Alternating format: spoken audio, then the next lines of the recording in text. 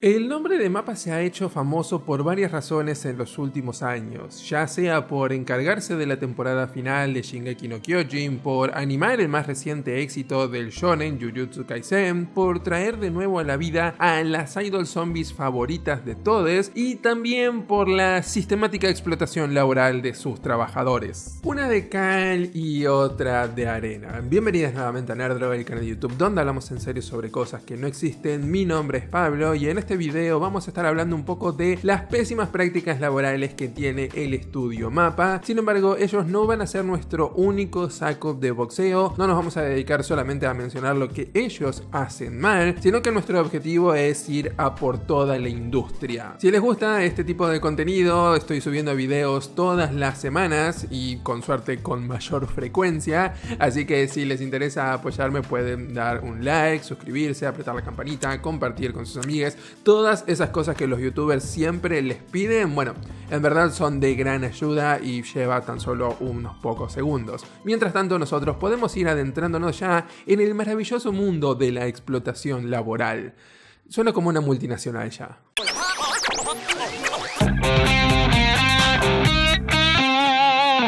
Si son fanáticos del anime, de seguro habrán escuchado el nombre de MAPPA. En los últimos años, este se volvió uno de los estudios más famosos de la industria. Personalmente, debo decir que me generan un gran conflicto interno, porque por un lado, aprecio muchas de las series que produjeron, desde Yuri on Ice, Sara Salmain, Dorohedoro, Jujutsu y muchas otras. Pero asimismo, siento que muchas de estas series son producidas a base del sudor, sangre y lágrimas de sus trabajadores. Si bien el tema no forma parte de muchos de los debates que se dan dentro del fandom, es casi ya sabido y se da por sentado que la explotación laboral forma parte de esta industria en todos sus aspectos, ya sea desde mangakas, animadores, seiyus y artistas en general. Todas las ramas que influyen en la creación de estas obras pasan por este tipo de situaciones. MAPPA en particular se hizo merecedor de muchas críticas específicas sobre estos temas en los últimos años, y si bien quizás no estabas al tanto de estas noticias, de seguro al menos te habrá llamado la atención la gran cantidad de series que produjeron. Sin ir más lejos, en el último año produjeron un total de 9 series, o sea, tenían 9 animes a su cargo, y ya van a entender el porqué de esas comillas. Este número, que puede parecer sorprendente y bastante grande cuando lo comparamos con otros estudios de anime, si prestamos atención al esquema de negocios de MAPPA, en verdad este es un número que se vuelve casi inevitable. Pero antes de hablar de la situación actual de MAPPA, ¿por qué no hacemos un vistazo a cómo comenzó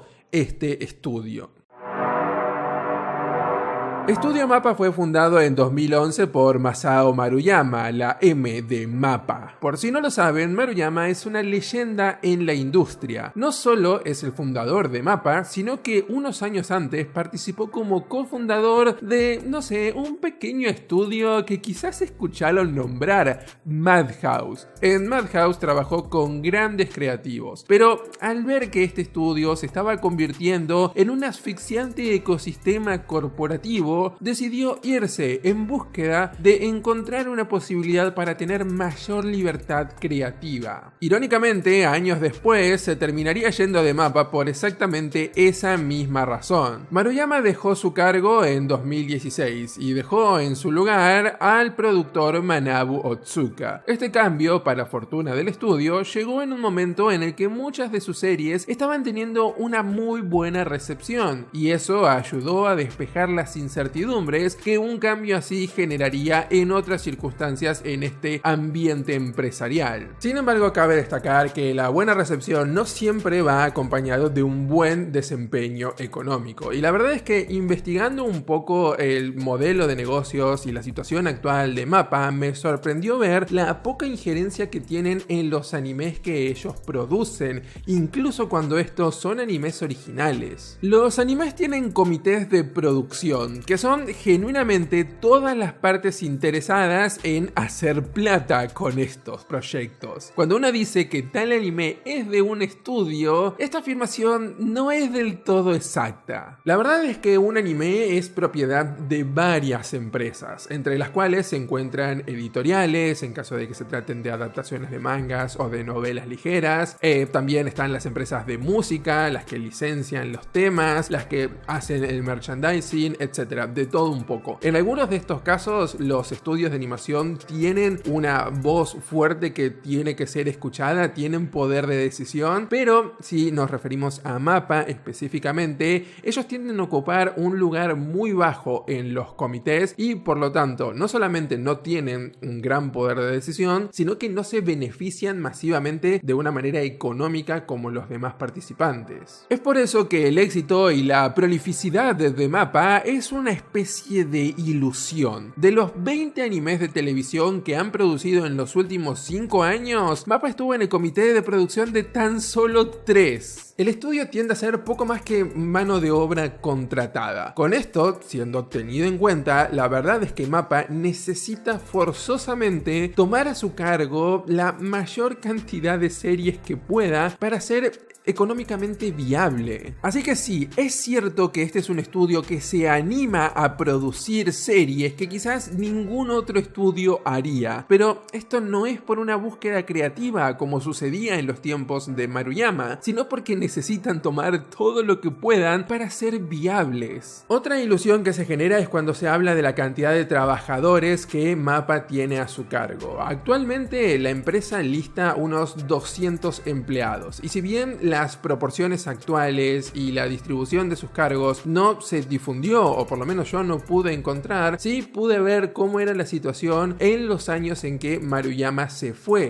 del estudio. Así que si bien los números van a ser distintos, podemos asumir que muy poco cambió en cuanto a proporciones generales. En ese momento MAPPA contaba con 80 empleados. Esto es más de lo que Madhouse, Dogakobo, WIT e incluso Studio Bones tenían en ese momento. Pero hay una trampa crucial en esta cifra y es que 43 de estos empleados eran en roles de producción, o sea, gerentes de producción, productores en sí, asistentes de producción, todo un ramo mucho más organizativo. ¿Pero cuántos animadores tenían en ese momento? Solamente 11. Los 26 puestos restantes eran trabajos de CGI, equipos compuestos y roles similares. Es por eso que el estudio depende enormemente del personal independiente y la subcontratación. Es por eso que no es de extrañar cuando salen animadores como Mushiyo, quien trabajó en la temporada más reciente de Shingeki no Kyojin, describiendo su experiencia de trabajar arreglando dibujos una y otra vez hasta que salía el sol y comparándolo con la atmósfera que encontrarías en una fábrica, porque genuinamente MAPPA es eso, es un ambiente fabril donde se busca producir para mantenerse a flote. Pocos animadores contratados fijamente, depender de mano de obra freelance y un esquema de negocios que los obliga a tomar muchas producciones en poco tiempo, esto es claramente una receta para el desastre y por eso no sorprende cuando MAPPA siempre es mencionada cuando se hablan de las pobres prácticas laborales dentro de la industria del anime. Sin embargo, sería erróneo de nuestra parte asumir que MAPPA es el único culpable de estas cosas. No está solo en estas prácticas y existen muchos otros estudios con un historial de explotación que merece también ser denunciado. No es exagerado decir que la industria del anime está pasando por uno de sus mejores momentos. Quizás no en términos de calidad, eso lo dejo a libre decisión de cada uno, pero sí en términos económicos. Durante los últimos años se ha logrado un crecimiento constante y se alcanzó un récord de 24.1 mil millones de dólares en 2019, un crecimiento de casi 5 veces lo logrado 10 años atrás. Para ponerlos en perspectiva, esto es incluso más de lo que la industria de la música produce a nivel mundial. Pero la pregunta que queda en el aire es, si la industria logra generar esta cantidad de dinero, ¿por qué es tan extendida la práctica de cortar presupuestos en una producción a toda costa? Para entender esto tenemos que remontarnos a los orígenes de la industria de animación japonesa a la década del 60, cuando Toei Animation y Mushi Production de Osamu Tezuka eran los más grandes pilares. Mucho se habla de la influencia que Disney tuvo en el desarrollo del anime, y eso es innegable, pero no es una influencia que se queda en el mero estilo artístico,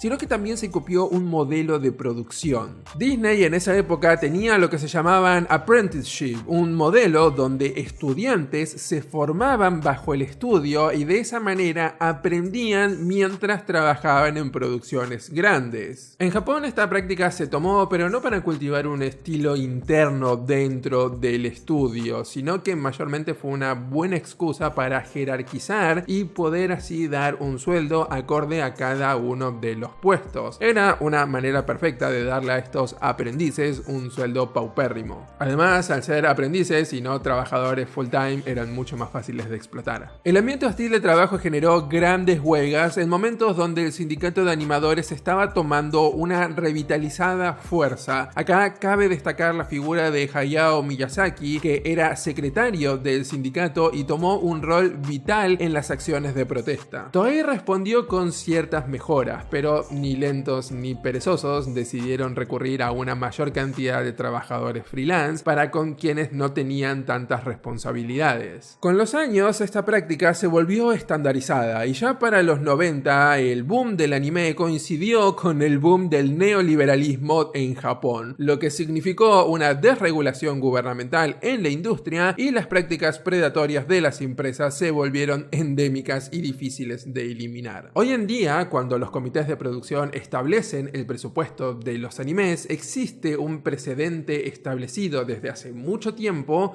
para mantener tan bajos los costos. Los ingresos se dividen entre las cadenas de televisión, las editoriales y las empresas de juguete. Es así como las empresas matrices ganan dinero con los vínculos de comercialización, pero el presupuesto que se le asigna a los animadores de base es algo independiente que va por otro lado, así que no importa en cierto punto qué tan exitoso sea el anime que estés produciendo, qué tanta plata les estés generando al estudio y a las demás empresas, vos animador vas a seguir cobrando una mierda. Esta idea de abaratar se vuelve evidente cuando las comparamos con una producción estadounidense, por ejemplo. Series animadas que recién comienzan pueden llegar a costar entre 1 y 2 millones de dólares. Cuanto más dura un programa, más cuesta producirlo, porque la mayoría del personal creativo recibe un aumento de sueldo con cada temporada. Los episodios recientes de Los Simpson, por ejemplo, cuestan más de 5 millones por capítulo. En el lado barato de las cosas, se estima que programas de cables como Avatar o Invasor Sim han costado un poco más de $1 millón por episodio. Y el presupuesto, si ya queremos estirarlo e ir realmente a lo bajo, como mínimo podés encontrar un piso de $350,000 a $500,000 por episodio. El anime, sin embargo, va pero mucho más bajo. Un programa típico puede costar tan solo $125,000 por episodio. En ocasiones, una producción muy acomodada que se da sus lujos puede llegar a costar $300,000 por episodio. Pero esta última instancia es bastante rara que se dé. Los presupuestos para un anime nunca se hacen público, así que estas son estimaciones nada más, pero en nivel general es lo que se suele comentar y lo que se suele saber. ¿Y de dónde sale el mayor diferenciador de los costos? Bueno, en lo que se le paga a los animadores. Si bien los animadores estadounidenses no es que sean ultra mega millonarios, pero sí al menos pueden en líneas generales alcanzar una clase media que les permite vivir relativamente tranquis. En Japón la verdad es que un animador tiene que tomar muchos trabajos para poder poder alcanzar ese tipo de comodidad. Para ilustrar la situación actual, la Asociación de Creadores en Animación Japonesa publicó en 2015 una encuesta realizada a más de 750 animadores, donde se reveló que 84% de ellos trabajaban más de 8 horas diarias, 15,9 trabajaban más de 350 horas al mes. Y si hablamos de sueldos, podemos encontrar que los animadores de Inbetweeners ganaban alrededor de 200 yenes por dibujo, menos de $2. Esto no sería tan malo si cada artista pudiera producir 200 dibujos al día, pero un solo dibujo puede llevar más de una hora. En la más reciente encuesta de 2018, de 382 encuestados, salió a la luz que el ingreso anual promedio en toda la industria es de unos $40.000, lo cual es bastante cerca de lo que vale el costo de vida promedio en Japón, que ronda unos $37.000 al año. Así que sí, alcanza para lo mínimo e indispensable, pero olvídate de ahorrar o de darte algún pequeño lujo. Y antes de que digan que en otras partes de Japón el costo de vida es mucho menor, sí, eso es cierto, pero la verdad es que la mayor parte de la industria del anime está localizada en Tokio. Lo que es peor, los jóvenes de entre 20 y 24 años siguen recibiendo un salario insuficiente en su conjunto. Su ingreso anual promedio en la industria es de 1.550.000 yenes, unos $14.000, que es 1 millón de yenes menos que el promedio nacional para este grupo de edad, según los datos de la Agencia Tributaria Nacional Japonesa. El director de Fullmetal Alchemist Brotherhood, Yasuhiro Irie, es el representante de Janica y dijo: aunque esta encuesta indica una mejora con respecto a la situación de hace 5 años, hay muchas personas que aún no han recibido estos beneficios. Quiero hacer de esta industria un lugar en el que sea fácil trabajar para las personas. Hasta ahora la gente había estado trabajando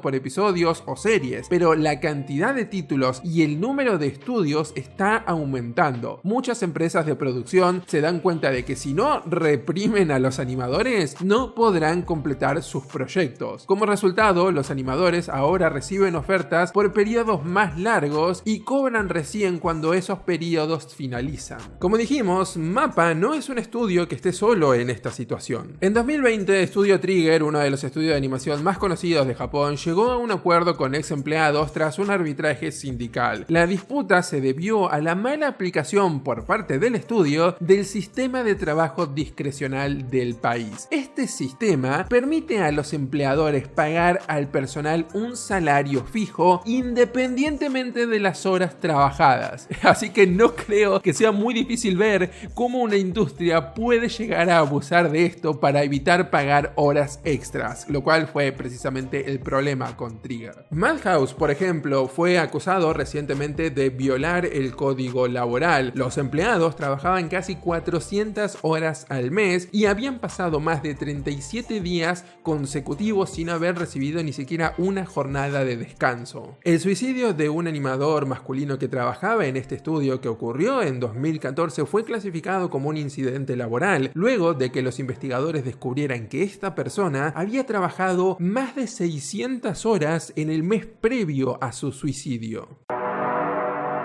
Pero al final del día, ¿qué podemos hacer? O sea, yo desde Argentina, vos desde tu país, sea cual fuere, menos Japón, no podemos hacer gran cosa para influenciar una industria de un país en el que no vivimos. Quizás lo mínimo que se me ocurre es no ponerse a chillar cuando un mangaka entrega 2 páginas bocetadas porque literalmente no le dio el tiempo para terminarlas. Pero más allá de eso, no podemos influenciar en gran parte esta industria. Muchas veces se sugiere la idea de apoyar la industria comprando material original. Sin embargo, comprar Blu-rays o DVDs o mangas no va a hacer que las condiciones laborales mejoren. De hecho, a lo sumo van a perpetuar el sistema actual, porque el problema no es que la industria no hace suficiente plata como para pagarle a sus trabajadores de manera acorde. El problema es que hace mucha plata y no la quiere distribuir de una manera justa. Y ninguna mejora laboral se puede conseguir mediante medios capitalistas. Y no, esto no es un gesto de aprobación de la maravillosa Unión Soviética para decir seguí pirateando porque así estás haciendo que las condiciones laborales mejoren. No, tampoco. Ese no es el punto al que voy. Simplemente lo que digo es que el consumo es un premio en un sistema capitalista, no una manera de protesta. El único motor genuino de cambio es la organización laboral en sindicatos fuertes que puedan exigir mejoras para sus trabajadores. Obviamente todo esto de la mano de una intervención gubernamental que vele por el bienestar de estas personas y no de las industrias. Y eso solamente se puede lograr desde Japón. Taiki Nishimura, miembro del gremio de directores, habló recientemente de su deseo de rectificar los abusos en la industria. En un tuit publicado hace unos días escribió: "Cuando les dije a los abogados que mi trabajo de anime no implicaba un contrato, todos se sorprendieron. Quiero hacer todo lo posible para ayudar a enderezar esta industria que está plagada de acoso sexual y acoso de poder. Al hacer eso me quedaría sin trabajo, pero quiero rectificar los problemas con la ayuda del gremio de directores de Japón". Y no es que no existan precedentes de algunos estudios trabajando de una manera adecuada. Estudio Ghibli durante muchos años fue un ejemplo a seguir en este aspecto, lo cual no es de extrañar considerando la larga militancia sindical de Hayao Miyazaki. Asimismo tenemos el caso de Kyoto Animation, que no solamente hace muy buenos animes, sino que en el sistema de trabajo, en el estudio, tienen una gran presencia femenina en cargos de relevancia, en posiciones de poder, lo cual no ocurre en toda la industria. Asimismo, es sabido que sus prácticas laborales son mucho más progresistas que la de los demás estudios de animación y le dan grandes beneficios a sus empleados. Las tarifas por hora para los animadores en KyoAni comienza en 1000 yenes, cuando el salario mínimo en Japón por hora alcanza un promedio de 823 yenes. Una vez que son contratados como personal de tiempo completo, los animadores reciben un salario mensual de 202.000 yenes, que incluye los primeros 30.000 yenes de horas extra. El personal también recibe una variedad de beneficios, que incluyen 30.000 yenes por mes para gastos de viaje y la posibilidad de bonificaciones. Además, el mayor símbolo de la manera en que KyoAni es diferente a los demás estudios es que depende mayormente de trabajadores contratados y no de freelancers. Es importante también darle visibilidad a organizaciones como New Anime Making System Project, que recauda dinero para proporcionar una red de seguridad y reducir el agotamiento de animadores emergentes. Entre muchos de sus logros se encuentra el haberle proporcionado vivienda asequible a muchos trabajadores que luego pasarían a dirigir animes de primera lista como Naruto, Shingeki no Kyojin y otros más. Por nuestra parte, el fandom extranjero creo que hay algo muy valioso que podríamos llegar a hacer, que es humanizar el anime. Algo que debo admitir que incluso a mí me ha costado hacer. Existe una naturaleza de decir el nuevo anime de MAPPA, cuando en realidad MAPPA es una empresa fría sin poder creativo en sí mismo.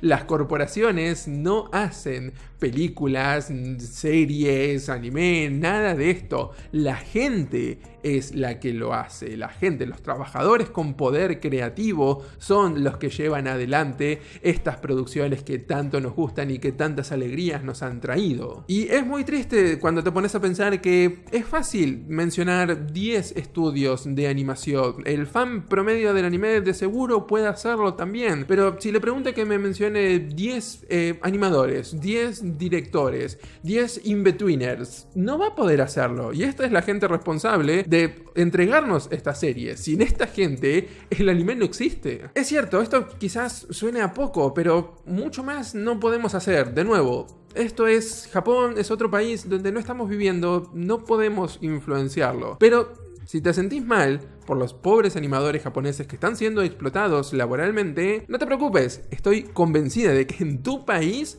hay trabajadores pasando por esta misma situación. Así que si sentís impotencia porque no podés hacer nada por estos pobres animadores japoneses que están pasándola muy mal, volcá esa frustración en acciones dentro de tu país, donde sí tenés poder para generar cambios, y tratá de darle una mano a estos trabajadores que también la necesitan. necesitan. En fin, estoy cansado, tengo sueño y estuvimos hablando demasiado. Siento que llevo haciendo este video durante 30 horas. No se olviden de que pueden encontrarme en twitch.tv/nerdroleplay todos los martes, jueves y viernes, donde vemos anime y hablamos de la industria en general, y pueden sumarse a nuestra comunidad en Discord para continuar este debate. Van a encontrar todos los links abajo en la descripción. Desde Nerdroll los saludamos y como siempre, que tengan buena semana.